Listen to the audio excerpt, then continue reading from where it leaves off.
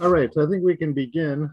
My name is Bob Orttung, and I'm a research professor at the Institute for European, Russian, and Eurasian Studies at George Washington University's Elliott School. And I'm very happy today to turn the floor over to Masha Belinsky, our colleague in the French department. So Masha, please take it away.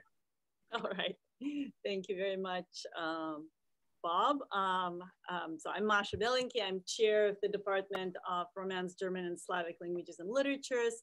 I would like to welcome all of you today and welcome our guest, Dr. Yevgeniya Gaber. Before I introduce our speaker, I would like to thank the Institute for European, Russian, Eurasian Studies at the Elliott School for co-sponsoring today's event with us. And without further ado, I'm going to introduce our speaker. Dr. Yevgeniya Gaber is a non-resident senior fellow at the Center in Modern Turkish Studies at Norman Paterson School of International Affairs at Carleton University. She worked as a foreign policy advisor to the Prime Minister of Ukraine, Deputy Director of the Diplomatic Academy at the MFA of Ukraine, Second Secretary of Political Affairs at the Embassy of Ukraine in Ankara, and Assistant Professor of International Relations at the Odessa National Mechnikov University. She holds a PhD in political science from Kiev National Shevchenko University. In her research, Dr. Gaber mostly focuses on European and Black Sea regional security, as well as foreign policies of Ukraine and Turkey. She has published widely in her area of expertise in both academic and non-academic venues. And I also wanted to thank Bob Orttung to participate in today's event and to handle the Q&A. I wanted to mention that he is editor of Demokratizatsiya, the Journal of Post-Soviet Demokratization, co-editor of the Russian Analytical Digest. His research focuses on Russia and Ukraine, energy security, and issues of urban sustainability in the Arctic. And he has edited and authored several books on these topics. So just very briefly before we begin, please make sure your microphones are off. Feel free to drop your questions in the chat at any time or ask them live during the Q&A session.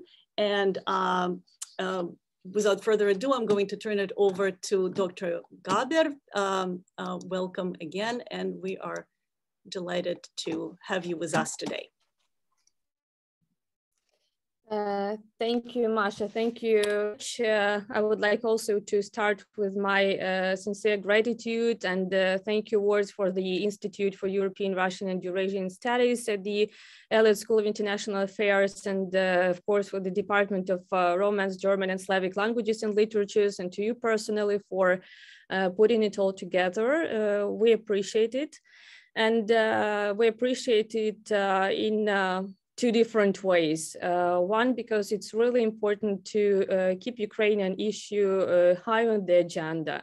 I mean, even now that we are in the 8th week of Russian aggression and occupation attempts in Ukraine, we start kind of feeling not a fatigue of Ukraine, but still a much lower level of interest in many international media and in many universities, rather than it used to be during the first days and first weeks of the war. And, you know, when those people who are being killed stop being referred to by names, but rather turn into numbers and statistics of what are the death tolls among civilians or among military people, it becomes kind of really difficult to keep this nerve and to keep the public attention, international attention also focused on Ukraine, on what is going on. And I will try to explain a bit of what is going on in different regions of Ukraine now. So thank you for that, for everyone who has interest to the topic, but also personally, because for many experts, for many academicians like myself, now it's a weird time. Many of us are actually staying outside of our homes and cities, but also outside of Ukraine, like me, myself at the moment in Istanbul. for different reasons. Someone for a chance to be able to travel, to take part in conferences, and also to spread the word about the situation in Ukraine. And since we don't know any kind of transport connection now with Ukraine, except for trains or buses from the western parts of Ukraine, most of the Ukrainian experts, they are now, those who are staying in Ukraine, they are now doing all these kind of Zoom and Skype connections, but in those areas which have been most affected by war, they don't have internet. Very often they don't have electricity, they don't have any kind of opportunity to be connected to the world. So basically, when you want to get news from the hottest areas, from the parts of Ukraine which are under constant shelling, missile and airstrikes, it's up to mostly journalists, but not to those experts who sometimes prefer to stay there and still to keep the record of all those events there on the ground.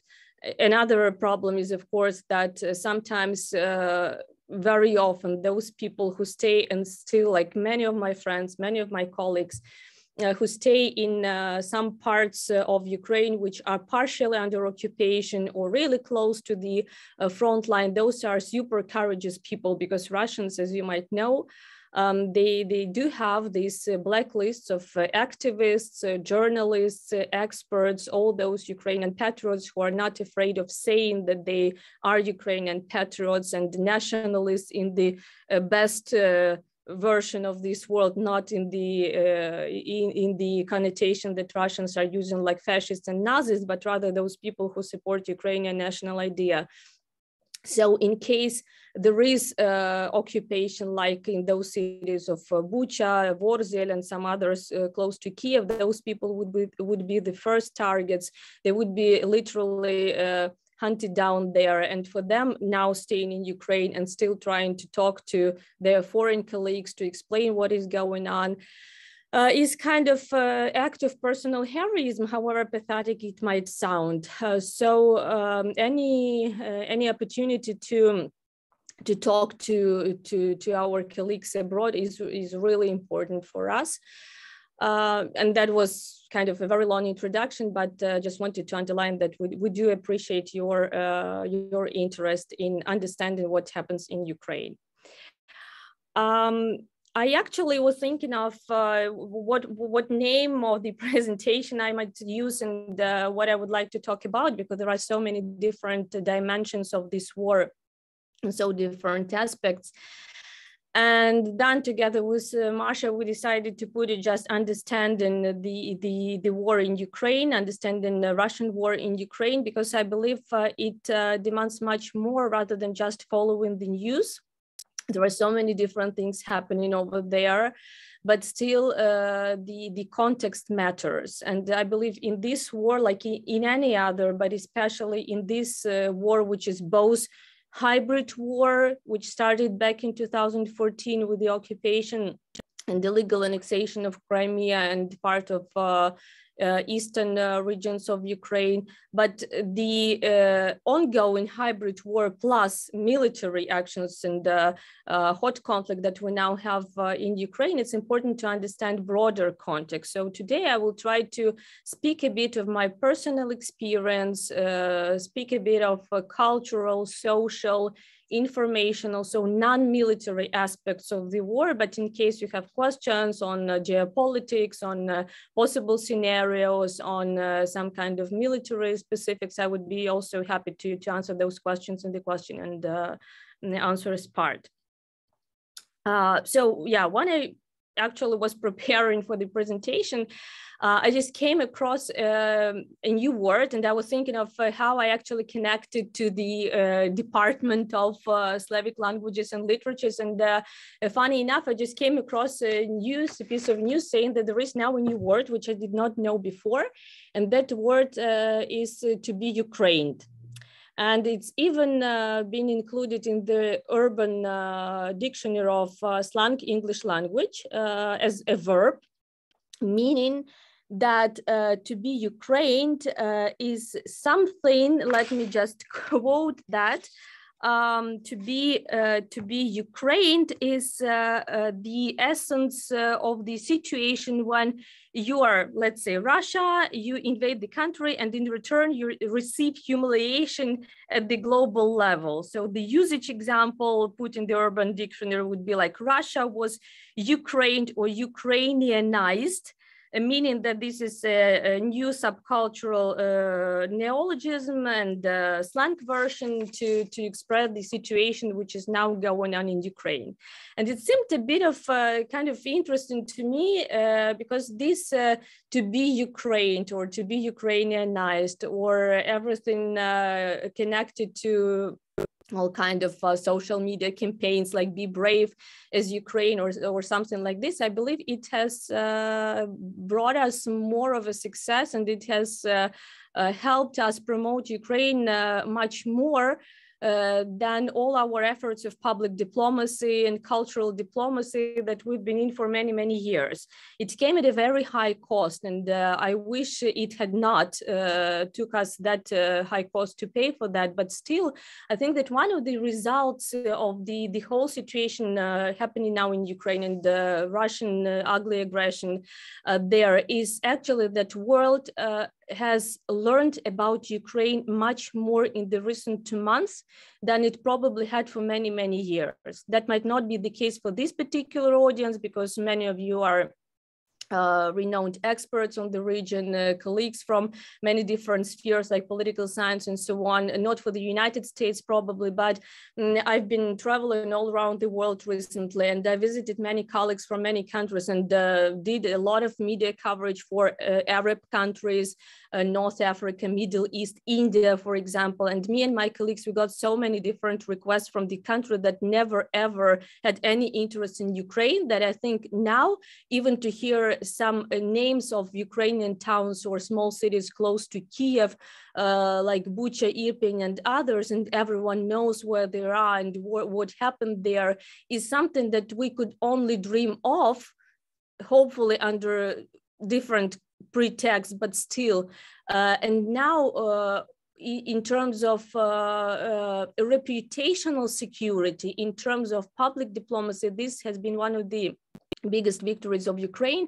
And I do believe that this is the moment where this fight of Ukrainian people for their freedom, for their right to freely express their choices, not only in domestic politics, but also in foreign policy, this has become a separate cultural phenomenon. And this has become not only a new point of no return for Ukrainians in their relations with the Russians, but also in the relations of all civilized world with Russia, because basically we are now going through the main test, starting from our international organizations, legal system like United Nations, whether this is still an organization which can be effective in managing crisis or not, and going up to all different smaller things like how do we treat war crimes, what do we do with war criminals, do we still want to make this part of a political negotiations like very often is suggested to Ukraine, can we compromise on some principal things like our values, can we still discuss, debate, negotiate and trade some very principled issues like the principle of territorial integrity and sovereignty of Ukraine just for the sake of a ceasefire, as very often Ukraine is pressured to. So these are really important things. And I do believe that the current situation is important in terms of after this Russian war in Ukraine, the world will never ever be as it used to be before. And we did woke up to a new reality on the 24th of February. So the implications of this we will still feel in the years to come. But coming to Ukrainian context, as I mentioned, I would go into like cultural and then a bit of historical and informational context. In terms of changes within Ukraine, I think that these were the most radical and the most important changes since probably 1991, when we technically gained our independence as a sovereign state with the dissolution of the Soviet Union, and we became a sovereign state. So state building process started back then. But in terms of nation building, I do believe that this is something that we're still experiencing now. And this is the second event, probably after the events of the 2014, the Euromaidan, when we as Ukrainians are being formed as and shaped as a separate nation, which has this very strong feeling of self-identification of Ukrainians. It might be sometimes difficult to explain to different audiences, including in Turkey, because I'm now temporarily based in Istanbul in Turkey, but very often I would get this question of, well, would you probably compromise on your desire to be a member of NATO? Would you probably change it for some kind of security guarantees and assurances and not provoke Russia for these actions and so on? Well, for Ukraine, the current situation is really not about NATO. I mean, NATO is still important. NATO membership is, of course, very important, and it's part of our constitution, by the way. So we would have to change our constitution if we accept that we do not want to be a NATO member anymore, but that's another question. But it's not even that much about NATO membership per se. It's about Ukraine's and Ukrainian nations' sovereign right for self-determination. And not only in domestic politics, not only in what happens within Ukraine, but also in our foreign policy. So for many of us, and not only experts, but like common Ukrainians, if you ask, what are you fighting for? You would most probably hear not territories, not even Ukrainian people. You would hear something like a free choice, freedom of Ukraine, but also personal freedom to choose the life that you want to live. And this is true not only for foreign policy choices, not only for domestic policy. This is also about our lifestyles, because one of the most crucial differences between Ukrainians and Russians, which is often, I mean, not always, but really often disregarded, is a completely different mindset. A completely different mentality, which is deeply rooted in our history, in history of our countries and our nations. But that is important to understand for anyone who might not know, like Ukraine and Russia that much, and not going into any kind of sociology and details and all these kind of thing. If you just look at the history of Ukraine and Russia, you will see completely different stories. So the differences between us is not that much about languages, though Ukrainian and Russian languages are really different. I mean, Ukrainian is much closer to Polish, as you would know, or any other kind of Slavic languages rather than Russia. But it's about how we perceive the world. It's about how we perceive ourselves in the world. So when you have Russian Empire, desire for these great empire ambitions everywhere on all different levels, but also this desire to have like a leader who would be very strong, who would lead the country, who would instruct you on what to do and how to live. This is a story of Russia, right? But when you go to Ukrainian history, you would have Zaporizhia Cossacks, you would have all the time this fight for freedom, you will have all the time this desire to change your government every time when you are not satisfied with the policy that this government has. And it does not matter whether we're talking about like 17th century kind of that time Ukraine or current Ukraine. It's just this coherent policy, this sustainability of our policy within the country as well. Once we are not satisfied with something, we want to live the life that we want. So any type of intervention, any type of censure, if you want, any censorship, any type of dictatorship is just not possible in Ukraine, and that is what makes us that different from the Russian Federation. So with this different mentality, with this different perception, with these different views on our Ukrainian nation as a nation that has its own self-identity, and then Russians, It might be easier to explain that the problem now with Russia is not only with Putin. It's not only about Putin regime. It's not only about even a bunch of people that are really close to Putin. It is about Russian society. And sometimes I struggle to explain that, but Russian society supports all atrocities in Ukraine, everything that is now going on, including raping women and children and men, by the way, unfortunately, looting, basically acts of genocide in Ukraine, not only because they are being brainwashed. They have been brainwashed for many, many years in a row, not only because they have this limited access to information that they do have now after kind of YouTube, Telegram channel, social media has been cut there, but also, I believe, because they themselves believe that this is the right thing to do.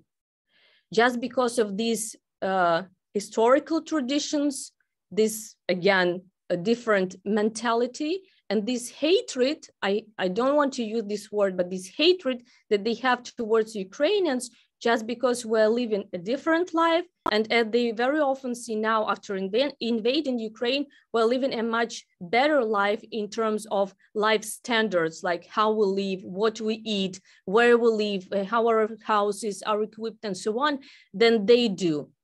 So, and I can tell this for sure because I have my relatives, my own relatives living in Russia, including my uncle, with whom I've been in constant contact until very recently. And he himself is of Ukrainian origin. And the day when invasion started, and he would always tell me that Russia is never going to invade Ukraine. It's just because of your Ukrainian propaganda and so on. So the day then when Russia invaded, he told me that actually you deserve what you have.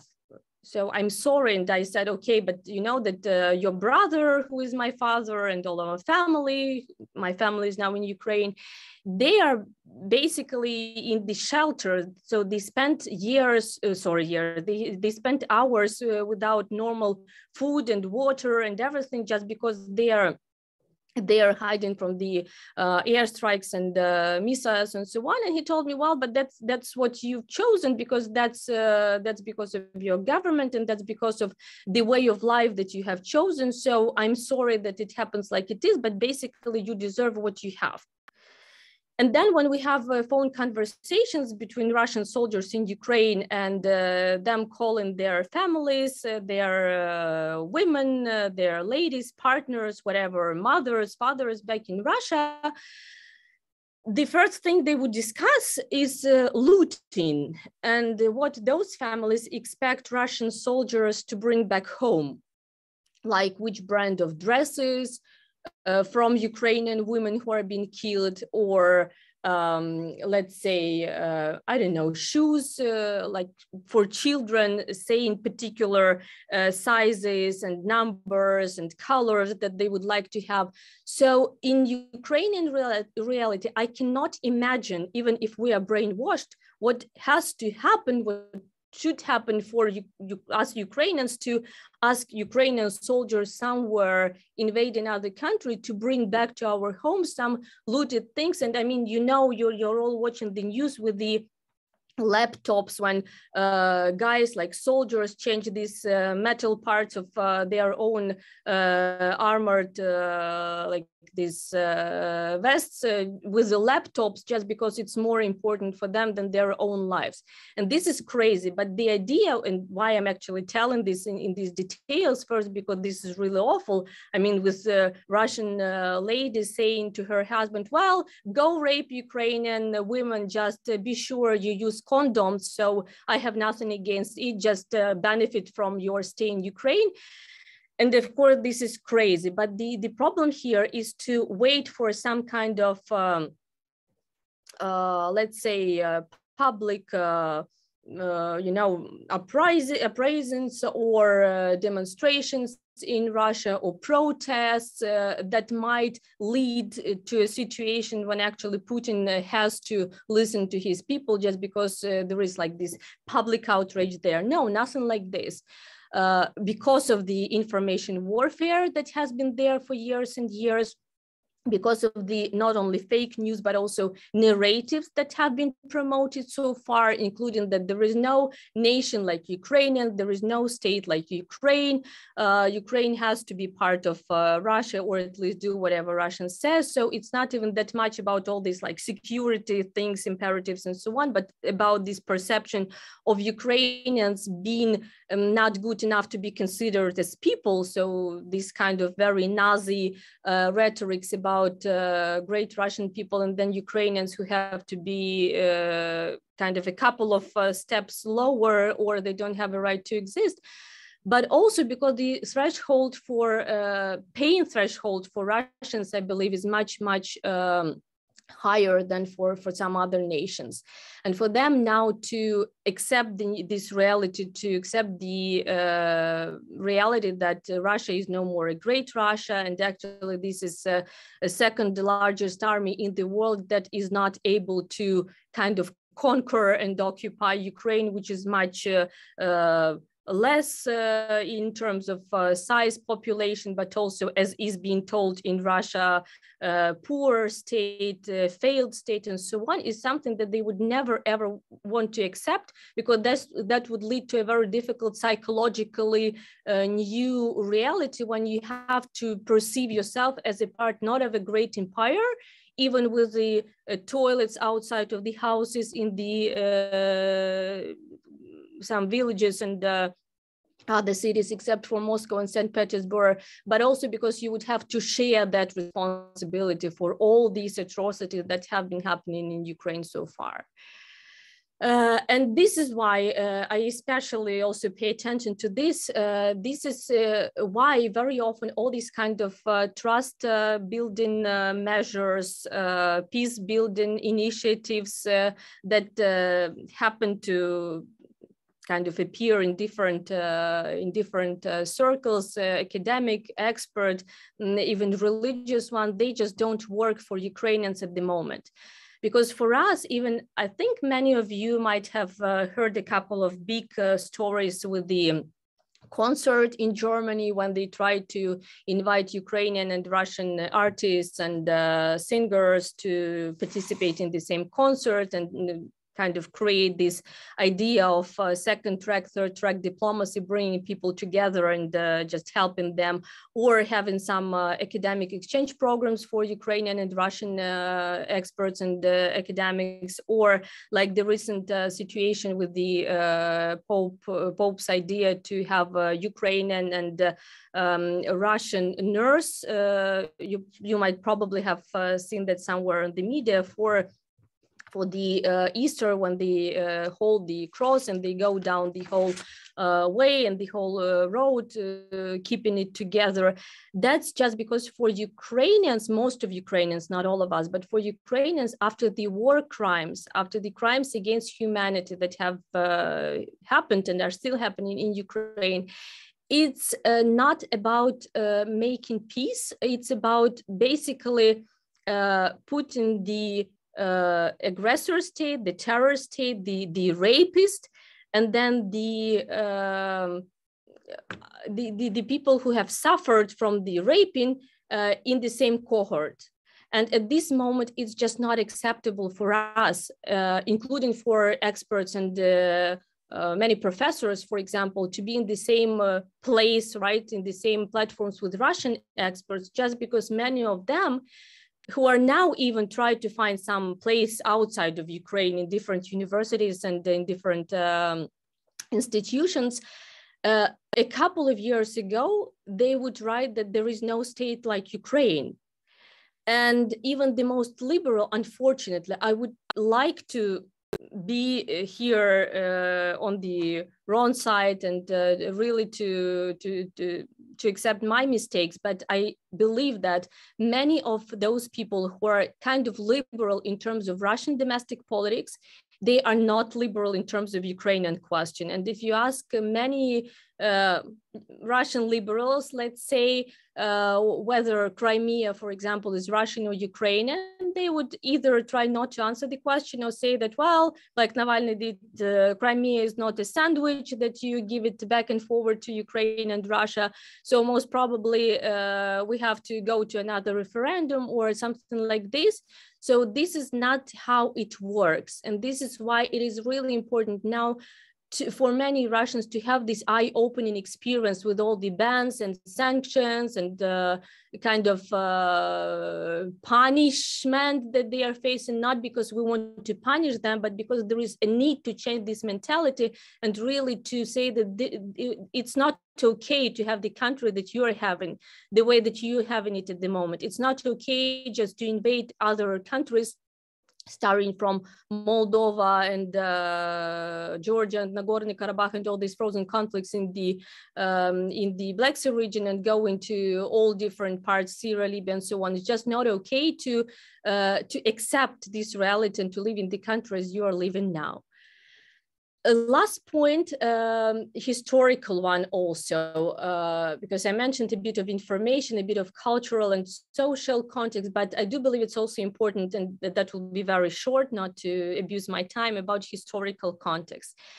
If we look at the history of Ukraine and Russia, it will be crystal clear that basically nothing has changed since many centuries, and even the methods and tactics that are now being used in Ukraine, they very much copy-paste from the previous Stalin regime, but even from the previous times, from Russian Empire times, in terms of banning Ukrainian language, for example, right? Ukrainian literature, Ukrainian culture as a separate culture.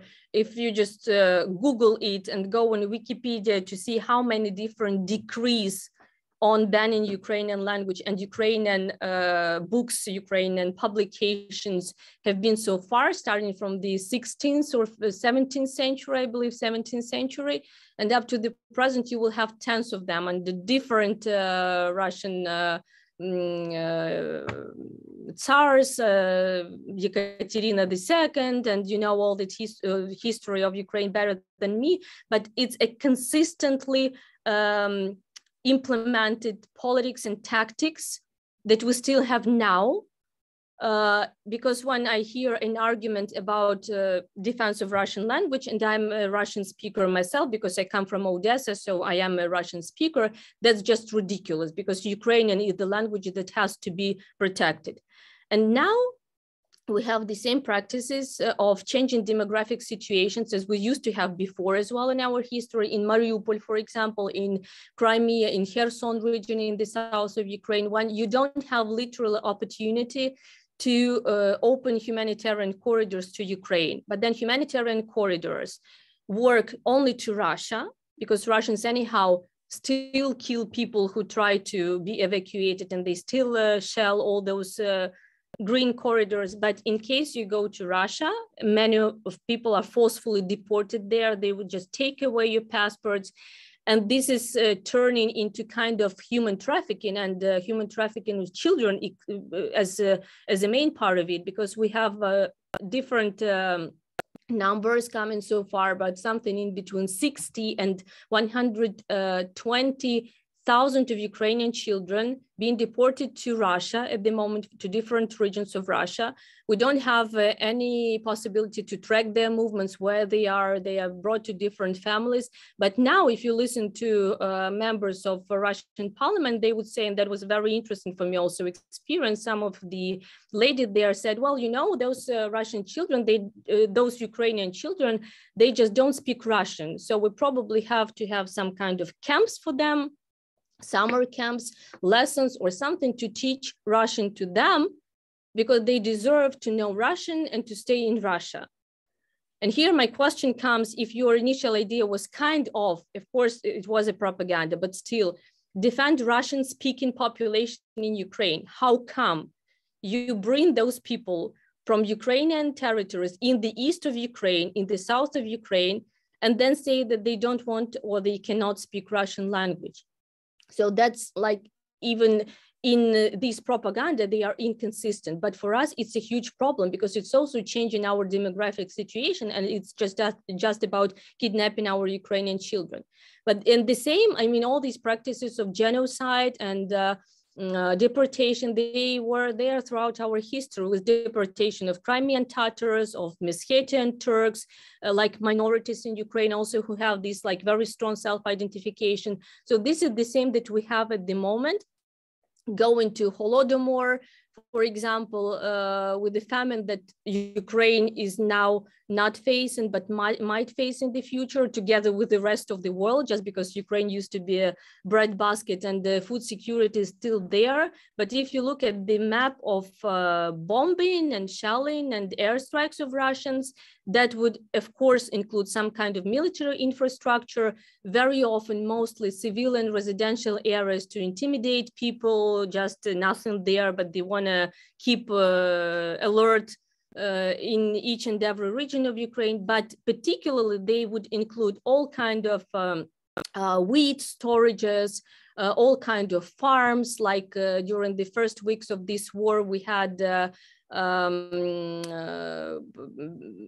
one of the biggest farms of producing chicken and poultry in Ukraine. So they just had electricity cuts there, and more than 4 million tons just went to waste and so on. So all the same tactics are there.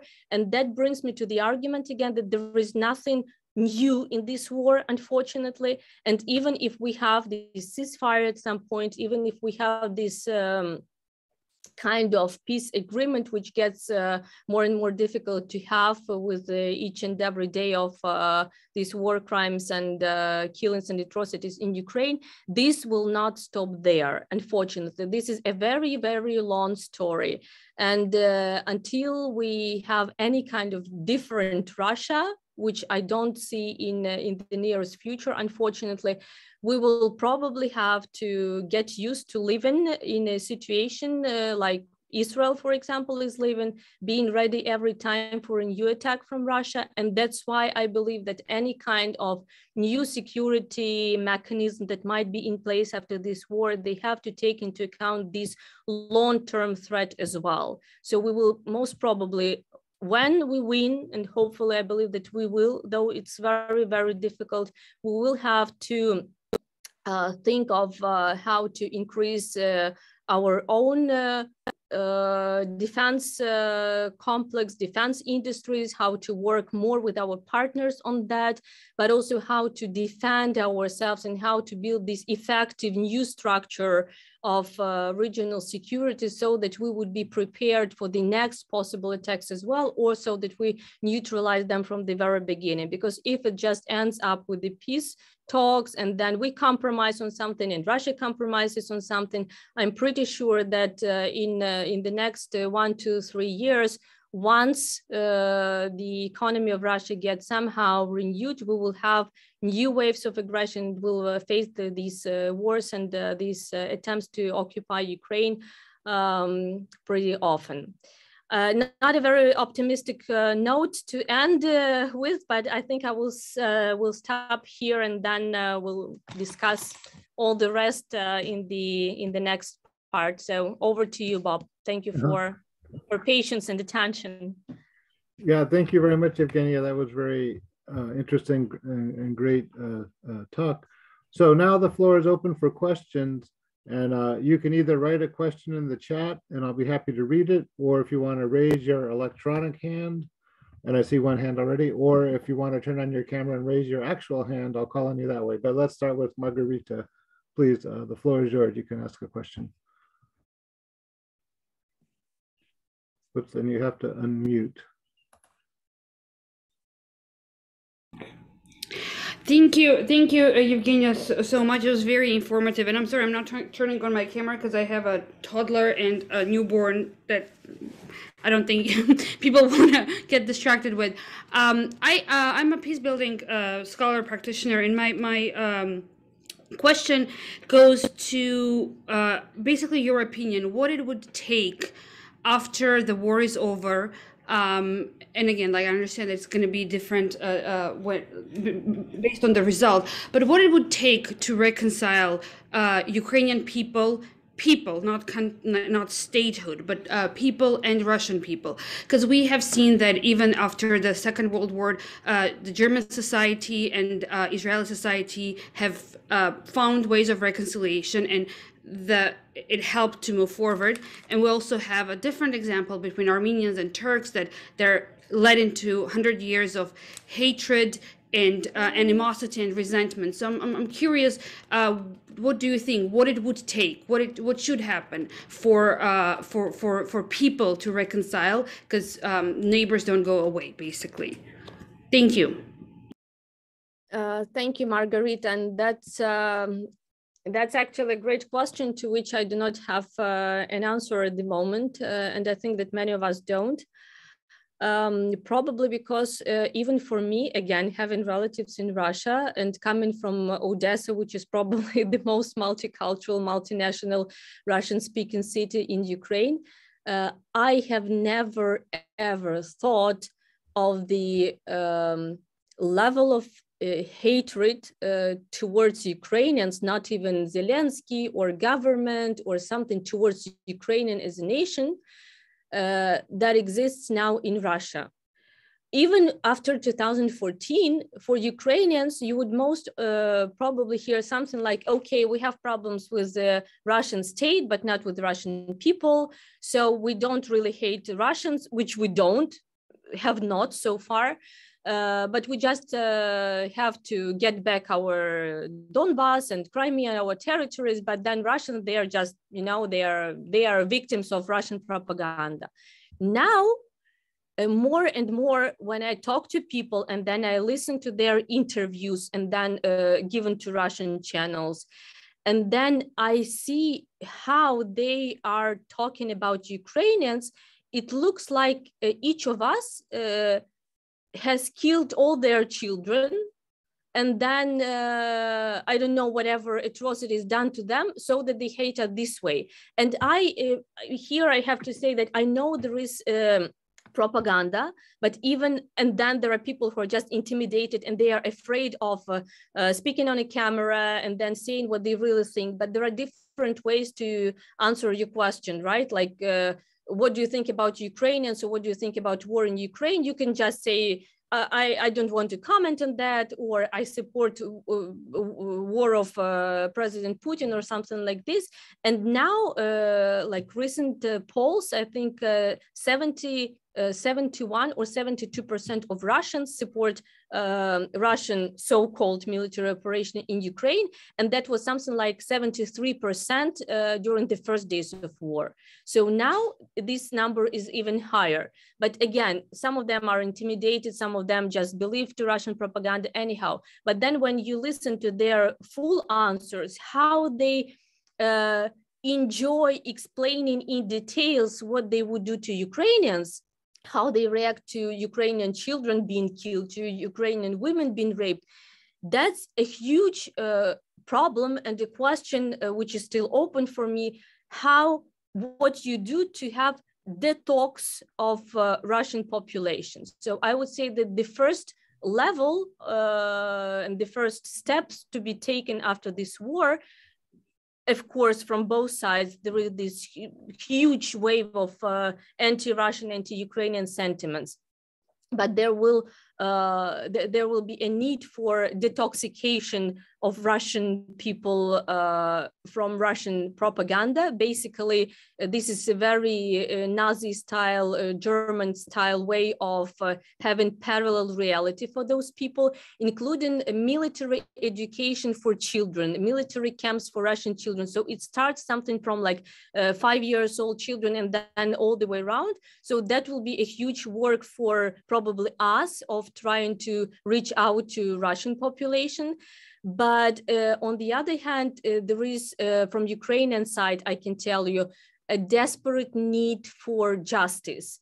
And that would be a crucial word for us, because even now, I think that Bucha, Irpin, and all those atrocities, they were kind of threshold in this war.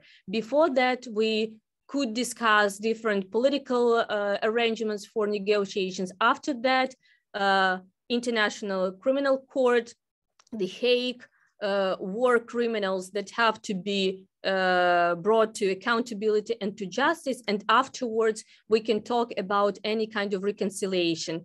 With the, especially since there are not only Russian soldiers, but also Kadyrov soldiers. I don't want to call them Chechens because not all Chechens are like these, but specific cases for Kadyrovs, specific cases for all those guys coming from Buryatia, Udmurtia, and whatever regions of Russia, which are specifically cruel, just killing people here. And then what happens in Mariupol now, they're using FAB 1000, FAB 3000, these super heavy aircraft bombs to bomb Azovstal, where there are now 1,000 Ukrainian civilians in the shelters of those Azovstal. I cannot talk about any reconciliation at the moment. So I would say there is a big deal and a huge thing to do there on the information front. But first, there has to be definitely some kind of Nuremberg type process for war criminals. And afterward, there can be reconciliation. Otherwise, it's just a no starter for Ukrainians. Okay, thank you. There's a couple of questions here in the chat, so let me read the first one to you. I'd like to ask you to talk about how Ukraine's ethnic Ukrainians perceive Ukraine's own Russian speakers and vice versa. So looking inside Ukraine specifically. Clearly, Russia's statements that it wants to protect Russian speakers in Ukraine is cynical. Russia is killing them. So are Russian speakers in Ukraine understood as Ukrainian by their own community, by ethnic Ukrainians in Western Ukraine, and by the West of Europe? My best friends speak Ukrainian and Russian in the same family. Husband is speaking Ukrainian, and his wife is speaking Russian, and their child is speaking Ukrainian with Russian with mother. In my family, I'm a Russian speaker, but I speak Ukrainian because I used to be a diplomat. I used to be working for the state in different positions and so on. So I would speak Ukrainian in official position and then Russian with my family. I can go on with this like for hours with different examples. We just don't feel how we switch from Russian into Ukrainian and from Ukrainian into Russian. We have some broadcasts like TV channels in Ukrainian and then a bit of Russian and then again. So since you are bilingual from birth, you don't just feel how it works. Many people who are Russian speakers, who have always been Russian speakers and who live in the eastern and southern regions of Ukraine now, they just switch to Ukrainian, which they might not be really good at, but they still speak Ukrainian just because they don't want to have anything in common with Russians anymore. But inside Ukraine, why I'm saying this, there is no issue of Russian language, just because it's not the, let's say, criteria, right, for your identification. In 2014, with the occupation and annexation of Crimea in Odessa, which is super apolitical, we just don't care, never cared what happens in politics. It's a city of trade and tourists and so on. I remember the first ever demonstration with more than 10,000 people of Russian-speaking Odessans who were singing Ukrainian national anthem. And they said that we are Russian-speaking Banderovцы, like Russians are calling kind of Ukrainian nationalists and so-called fascists, which is not the case. But I mean, Russian-speaking Ukrainian nationalists is something that you would very often be surprised to hear about, but this is a phenomenon of Ukraine. And then we never, ever ask whatever language you speak. We just speak, each of us, our own language, Ukrainian or Russian, and then it's okay for us. What is important now is that the regions of Ukraine and the territories of Ukraine, which have traditionally been part of Russia or kind of connected to Russia, they are now under most heavy shelling. look at the map of Ukraine. Kharkiv, which is basically now many of districts of Kharkiv, it's just leveled up. It's a carpet bombing by Russians. Kharkiv, and then you go to Donetsk, Lugansk, all those parts of Ukraine, which are always Russian-speaking regions, and then Mariupol, and then go into the southern parts of Ukraine, including Mykolaiv, Kherson, hopefully not, but coming close to Odessa, and so on. These are the territories which are historically much closer to Russians and which are supposed to be protected by Russians. People who are now dying because of dehydration and because of hunger in the shelters of Mariupol, which is besieged by Russians, they are Russian speakers, and they hate Russians much more than Ukrainians, the nationalist Ukrainians. And the same goes for Russians. They specifically kill, or let's say try to punish Russian-speaking Ukrainians because they are so close to Russians, but still they resist against Russian aggression, and they still are courageous enough and brave enough to say, no, we are Russian speaking, but we don't need to be protected. So we want to be part of Ukraine. And that's why it can be kind of interesting to explain and difficult to explain, but Russians are first of all killing Russian speaking Ukrainians because they don't get to Lviv, they don't get to Western Ukraine. They are killing those Russian kind of part of Russian culture and so-called Ruski Mir concept in Ukraine. And then the same goes for churches, for example. They are not bombing Ukrainian churches. They are bombing Ukrainian churches of Moscow Patriarchate, killing monks of Moscow Patriarchate, killing those people there. One idea is because they are in the eastern regions of Ukraine, so they are geographically closer and they are under occupation. But even when you have airstrikes, even when you have missiles, it's for Russians, there is no difference to kill Ukrainian Orthodox Church followers, to kill Moscow Patriarchate monks, just because this is not, this is not a case for Ukrainians, and this is much more case for Russians to show that either you do whatever Russia tells you to do, or you just don't have a right to exist. So yeah, very shortly, it's not a matter of identification for us. Plus, last point I will make here, it's a very Russian style narrative to split Ukraine into two parts, like Russian speaking Ukrainian and Ukrainian speaking Ukraine, or Western Ukraine, Eastern Ukraine. Again, now we try to get back to our original history. And this original history will tell you that during different periods of time in history, Ukraine used to be part of Lithuania and the Poland state.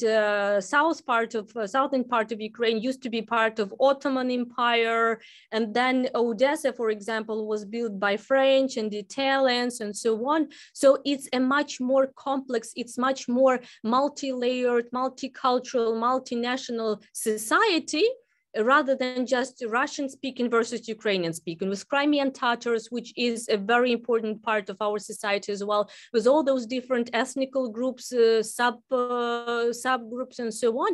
And that is why we are so proud of having Ukraine as the liberal, multicultural, multinational state, and not going down to the basically Ukrainian nation by ethnicity. We have Ukrainian nation by political citizenship, criteria. So it's not even on the agenda anymore. But I believe that after this war, we will have much fewer Russian-speaking population, just because it backfired.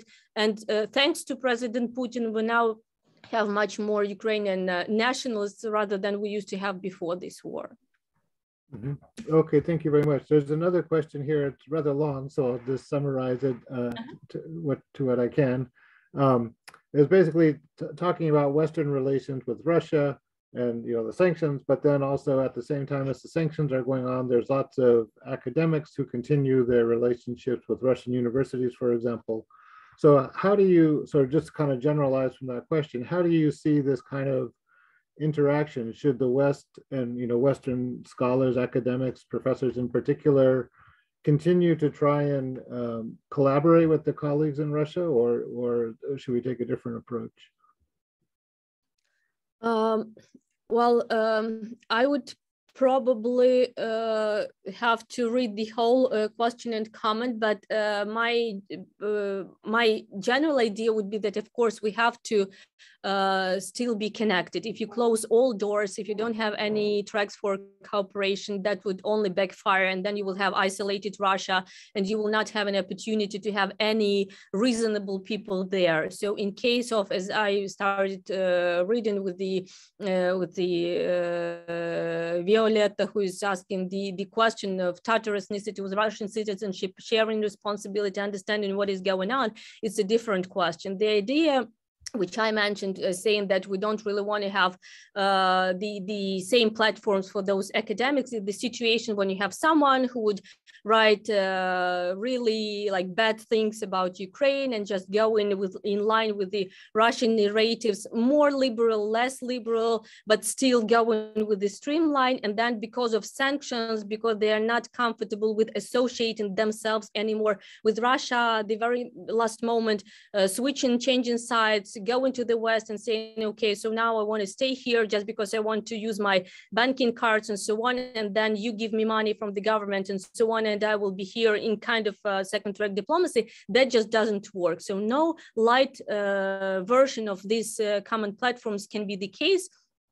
Like with this TV anchor who just, showed a slogan saying that there is war in Ukraine, I condemn the war, and now she is almost nominated for the Nobel Peace Prize. This is something that, in Ukraine, it's how come you cannot be as blind as that? But in case of those people, dissidents who are sincere, who really want to change something in Russia, of course, we have to support them. Actually, we have to have those connections, and we do have, like in Ukraine, we have many, like Crimea platform, for example, which also brought together all those academic.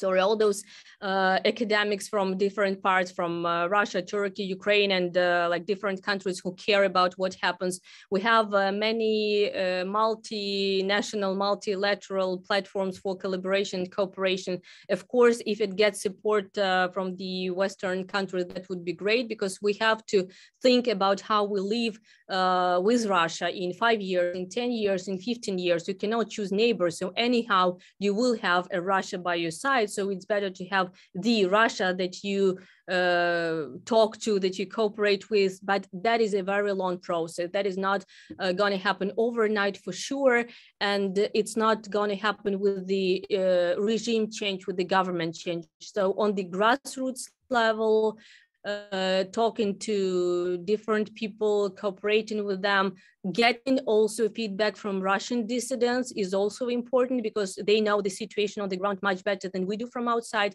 That's, of course, the work we will all have to do.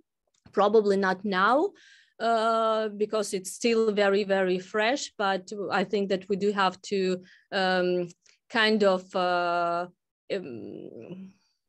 let's say, start reshaping Russian own society in the way that we can, by Ukrainian example, and just with those people who still have this desire to live in a free country, first of all, for their own ideas, not for Ukraine, but for better future for Russian themselves. Okay, well, thank you very much. We've come to the end of the hour, so let me thank you, Yevgeniya, and for a great presentation. I think it was very helpful in not only, helping us understand what's going on, but putting in the context and helping us put the facts that we read in the newspapers into a much broader and deeper historical context and help us understand what those facts mean. And thank you, Masha, for organizing this. It's really great. Definitely happy to collaborate on more talks in the future. So thank you all for attending. I really appreciated having such a big audience for this talk. And so take care and have a great day. Thank you, everyone, for coming. And Yevgeniya, thank you so much for really an amazing presentation. And to Bob, of course, for moderating. And hopefully we'll meet under better circumstances next time. Thank you, Masha, Bob, and thank you, everyone. Thank you. Take care. Take care. Be safe.